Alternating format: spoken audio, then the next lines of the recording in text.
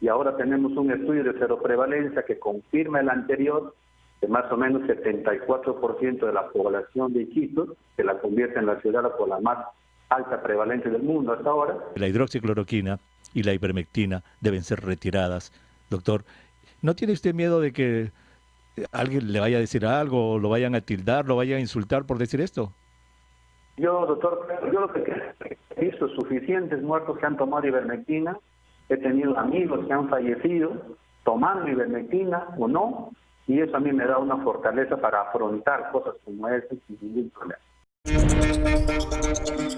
Muy bien, nos vamos a Iquitos. ¿Qué le parece? Vamos a Iquitos, vamos a Loreto, vamos al oriente de nuestro país. Vamos a hablar con un médico que él es infectólogo, trabaja en el Hospital Regional de Loreto, el doctor Juan Carlos Celis, y él ha trabajado desde el comienzo en estas trincheras con los pacientes de COVID-19. Doctor Celis, qué gusto saludarlo. Muy buenas tardes. Doctor Huerta, buenas tardes. Gracias por la invitación.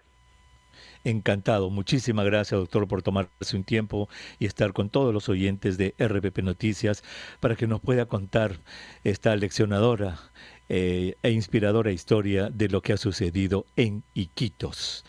Doctor Celis, ¿cómo empezó esta pandemia allí en Iquitos? Sí, fue una época muy aleccionadora, diría yo, mirando para atrás. Recuerdo muy bien, doctor Huerta, llegaron acá 100 turistas chinos. En plena pandemia en China, acá en marzo, a inicios de marzo, llegaron 100 turistas chinos. Y le tomamos fotos, miren cómo llegan los chinitos a Iquitos, se pasearon, hicieron el turismo. Y nos pasó, creo, como que a todas las regiones, a todos los países del mundo, como pensando que esto va a ser suave por acá. Si bien es cierto, por allá, por China, no se desarrollaba muy intenso, o muy intenso en China, y pensábamos que no iba a ser tan intenso. Entonces, eso fue nuestra primera, digamos, mala decisión, ¿no? Pensar que esto podría ser algo tranquilo. Las autoridades ni siquiera tomaron una vigilancia estricta sobre estos turistas, y ellos fueron nuestros pacientes que trajeron el virus a Iquitos, por ejemplo. Y fueron a empezar cuando los casos crecieron. Usted es médico infectólogo del Hospital Regional de Loreto, ¿verdad? Usted, doctor Celis, en lo personal como profesional médico, usted empezó a ver casos. ¿Cuál fue el primer caso que usted vio y que recuerda? Claro. Empezaron a llegar los primeros casos muy leves, porque eran los contactos de estos pacientes que hicieron turismo. Recuerdo muy bien el caso del paciente, del guía de turismo, al cual lo seguimos, que no hizo afortunadamente un cuadro grave, y empezábamos a ver muchos cuadros leves.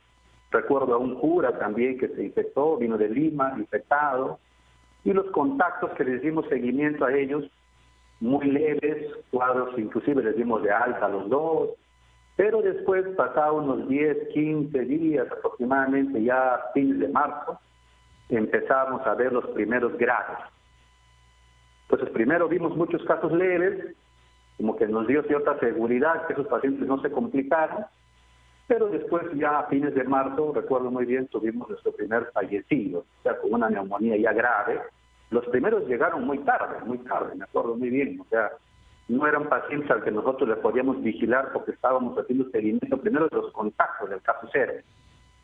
Pero después empezaron a llegar ya a fines de marzo, casi por la última semana, los casos graves, y casi el 30 de marzo tuvimos ya nuestro primer fallecido. Entonces ahí empezó el problema de acondicionar las UCIs, no estábamos seguros si cerrar todo el hospital o solamente una parte del hospital. Que los casos empezaron a aumentar. Vimax, ¿en qué momento ustedes estuvieron más desesperados, doctor Celis? Quincena de abril ya Quito estaba, el hospital empezó a colapsar, los servicios que inicialmente habíamos preparado para 10 camas, necesitamos 20, 30, separamos un piso, de ahí 2 pisos.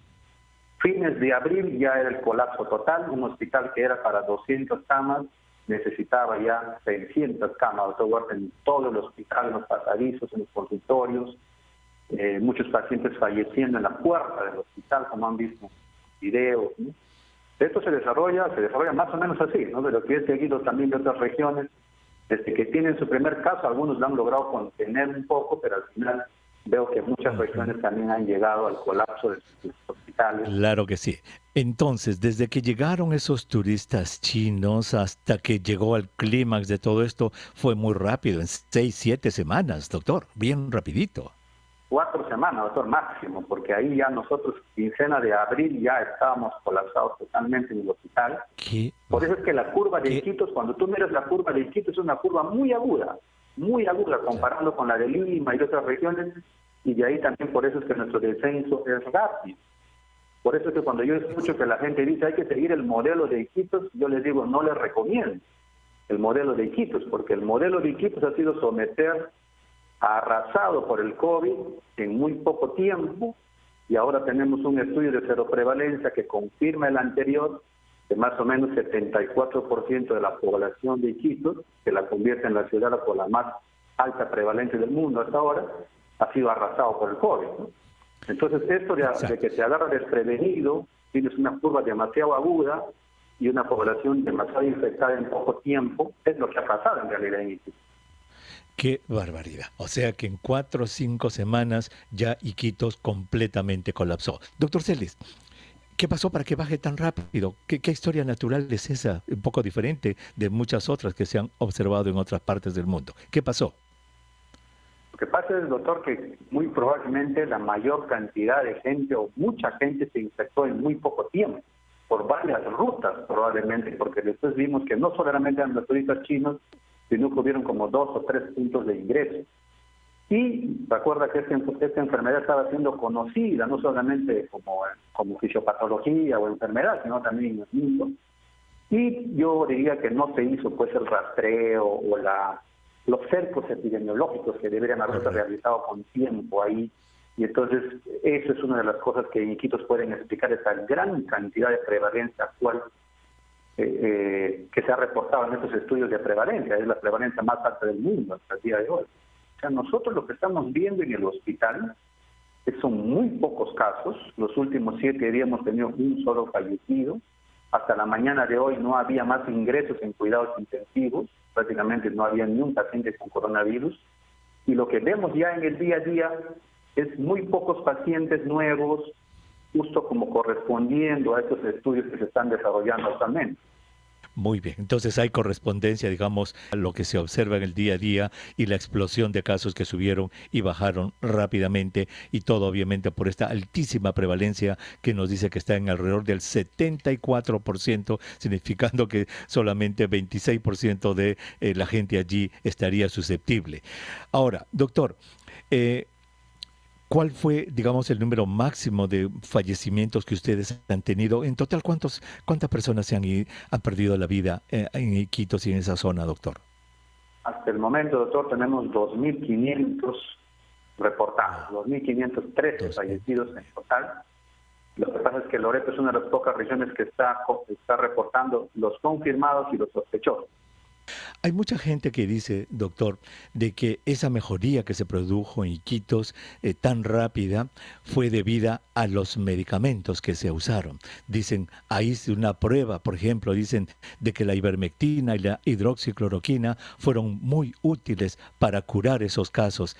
¿Qué dice usted a eso? De que nosotros al inicio de abril le dimos mucha esperanza a estos medicamentos, doctor, como cualquier otras regiones del mundo, creo yo, que le dimos esperanza a la hidroxicloroquina.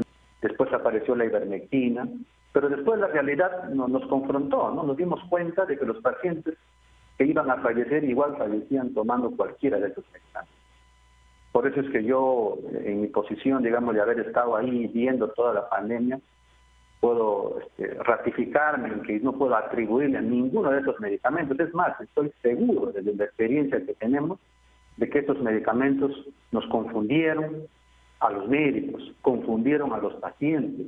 Los pacientes tomaban estos medicamentos no con la indicación a veces que tú le dabas, sino con desesperación, tomaban en doble dosis, volvían a tomar ivermectina a los días 5. Veíamos mucho efecto adverso. Acá se llegó a usar la ivermectina de uso veterinario.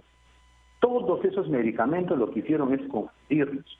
Y uno de los grandes mensajes de Iquitos es que esos medicamentos, inclusive desde el punto de vista de salud pública, solamente te distraen y te confunden. porque lo más importante sería ahora, cuando ya lo aprendimos nosotros a fines de abril, inicio de mayo, es que hay que explicarle a la población que esta enfermedad tiene fases. Correcto, sí. En la mañana hablábamos aquí en RPP Noticias con el exministro de Salud y cuando le preguntamos al doctor Víctor Zamora esta mañana, doctor Celis, sobre la hidroxicloroquina y la ivermectina, medicamentos que fueron puestos en la lista de medicinas cuando él era ministro, lo que nos dijo la mañana es que esta semana se están reuniendo el grupo de expertos y es posible que lo quiten. ¿Usted qué cree como médico practicante, usted que ha estado en la lucha? ¿Por qué es que se resisten tanto a sacar estos dos medicamentos que usted mismo ha dicho que son inútiles de la lista? Claro, en realidad hasta nosotros, doctor Huerta, nos sorprendemos dentro de los infectólogos cómo hay un grupo dentro de los expertos que se resiste al cambio. Es una cosa difícil de explicar desde el punto de vista hasta lógico ya. Después, por ejemplo, que la hidroxicloroquina ha pasado desde ser un medicamento de esperanza a ser un medicamento que en el estudio ha demostrado que hace daño. O sea, ni aún así podemos dar un paso atrás contundente en base a siquiera unos estudios que ya son contundentes respecto a que la hidroxicloroquina puede lastimar pacientes. Entonces no puede ser que nosotros seamos uno de los pocos países atrapados en este bucle de unos medicamentos que no funcionan, y como yo insisto, no solamente no funciona, ojalá fuera solamente eso, sino que mucha gente se está haciendo daño con estos medicamentos y no hay forma de retroceder. ¿Qué respondería usted? Porque yo estoy seguro que le van a decir que usted, doctor Celis, está usando las ondas de esta radio para desinformar a la gente. ¿Qué le dice usted a quien le dice eso, que usted está desinformando? Bueno, yo diría que estas cosas hubieran sido desinformar y hubiera sido en marzo. Pero hoy día no solamente hay estudios, buenos estudios y la experiencia recogida en el campo, sumado esos dos y lo que están haciendo organismos internacionales, inclusive en otras partes del mundo, nos respaldan de que esto no es un capricho, no es una idea que tenemos, sino que está respaldada con mucha información. Y eso amerita que el Ministerio también tome medidas. Los pacientes, cuando salieron estos medicamentos, no los usan realmente como uno quisiera, es un tema de la realidad, ¿de acuerdo? El paciente, por ejemplo, si usted le hace seguimiento a unos pacientes, va a ver que si usted le dice tome una dosis de ivermectina, como hacíamos nosotros, o dos, el paciente cuando le empieza a doler la espalda a la semana, toma dos más. Entonces empieza a desarrollar efectos adversos, porque eso ya es una sobredosis. Y entonces empieza a tener tremores, empieza a desarrollar visión borrosa, y los médicos, porque yo todavía sigo esos casos en la comunidad, están creyendo que el paciente se está complicando por coronavirus. La gente, lo que está usando la hidroxicloroquina son dosis increíbles. Los mismos médicos están recetando dosis que están fuera de cualquier protocolo y los pacientes están haciendo sobreuso de esos medicamentos. Al final lo que consigue es eso, que el paciente en su desesperación, porque como no le va a hacer nada, eso ya lo sabemos ahora, y el paciente se está empeorando al día 7, 8, el paciente cree que debe volver a tomar, porque nadie le ha advertido sobre esos problemas. La hidroxicloroquina y la ivermectina deben ser retiradas. Doctor, ¿no tiene usted miedo de que alguien le vaya a decir algo, lo vayan a tildar, lo vayan a insultar por decir esto?